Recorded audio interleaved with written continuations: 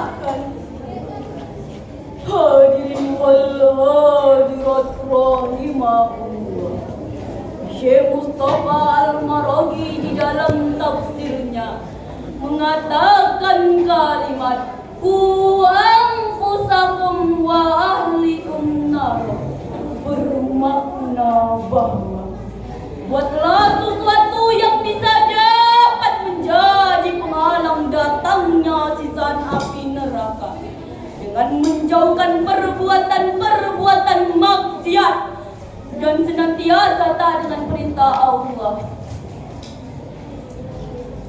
Saudaraku, Profesor Dr. Muhammad Quraisyah di dalam tafsirnya menjelaskan bahwa dakwah dan pendidikan berawal dari rumah.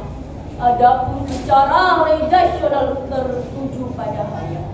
Namun hadirin, hakikat dakwah dan pendidikan adalah tanggung jawab orang tua dalam keluarga, dan orang tua berperan penting untuk membentuk generasi yang membanggakan. Dalam tafsir Al-Azhar menjelaskan bahwa keluarga dan pendidikan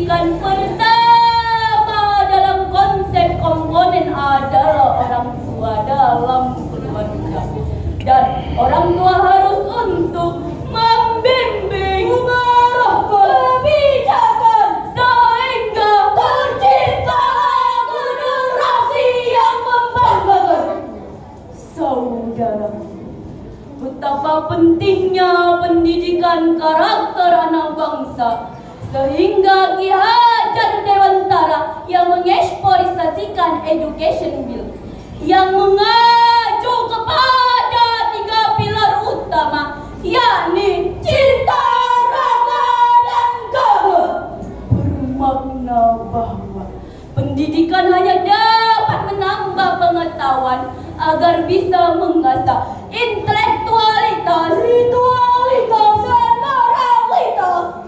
Lantas, bagaimana cara mendidik anak dengan baik? Sebagaimana jawabannya? Mari kita renungkan firman Allah dalam Quran surah Luqman ayat 13.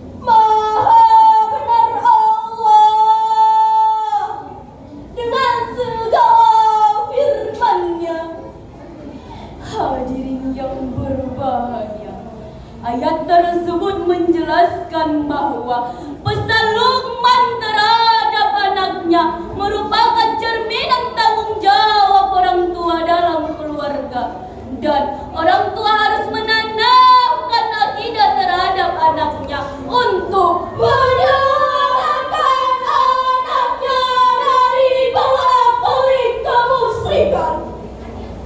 Seorang tokoh pelopor Islam, Syekh Asal Al-Banna, menyebutkan ciri-ciri pendidikan Islam mencakup beberapa aspek dengan lurus, beribadah, berakhlakul karimah, dan lurusnya akidah.